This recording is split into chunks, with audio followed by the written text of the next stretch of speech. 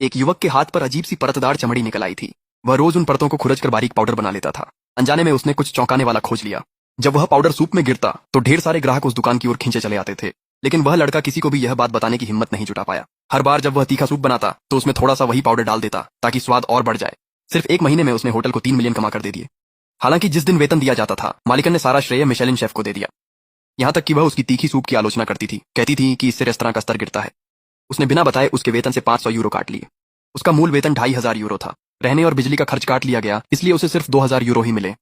Aunty सुन ने मुझसे वादा किया था कि वह रहने का किराया नहीं लेगी। मैं तुम्हें पैसे देती हूँ, फिर भी तुम जवाब देने की हिम्मत कैसे करते हो? तुम मेरे होटल में रहते और खाते हो, मैं तुम्हें एक प्लेट खाना मुफ्त देती हूँ। अगर मैं तुम्हारे कुछ 100 यूरो काट भी लूँ तो क्या फर्क पड़ता है? सिर्फ एक सूप बनाना कोई बड़ी बात नहीं है। तुम्हें शुक्रगुजार होना चाहिए। मेरे साथ एहसान फरामोश मत बनो। बस करो, अब और मत बोलो। जरा सी बात पर बहस मत करो। मैं तुम्हें सिर्फ इसलिए काम करने देती हूँ क्योंकि तुम अनाथ हो।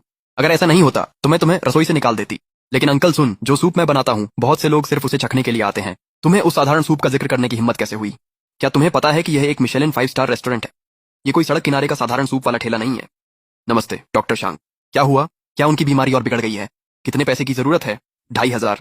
ठीक है, मैं जल्दी से पैसे का इंतजाम करता हूँ। अंकल सुन, आंटी सुन, मेरी बहन अस्पताल में है और उसे तुरंत पैसे की जरूरत है। कृपया इस बार मेरी तनख्वाह मत काटिए।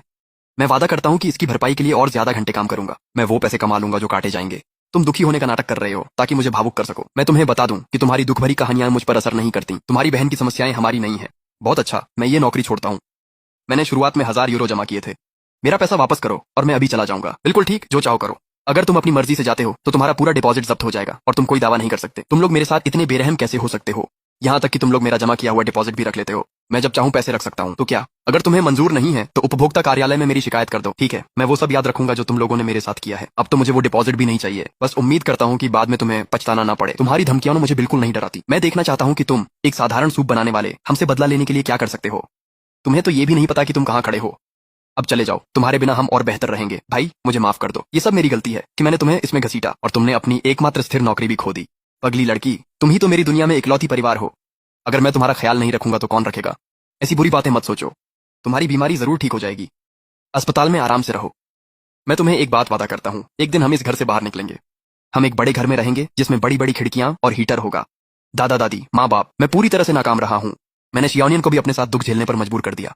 अब से मैं हमारे परिवार की तीखी सूप की रेसिपी सबको बताऊंगा। मैं पैसे कमाऊंगा ताकि अपनी बहन का इलाज करा सकूं। मैं उन सभी लोगों को गहराई से पछताने पर मजबूर कर दूंगा जिन्होंने हमें नीचा दिखाया और बुरा बर्ताव किया। तीखी सूप की आत्मा उसके बेस शोरबे में होती है।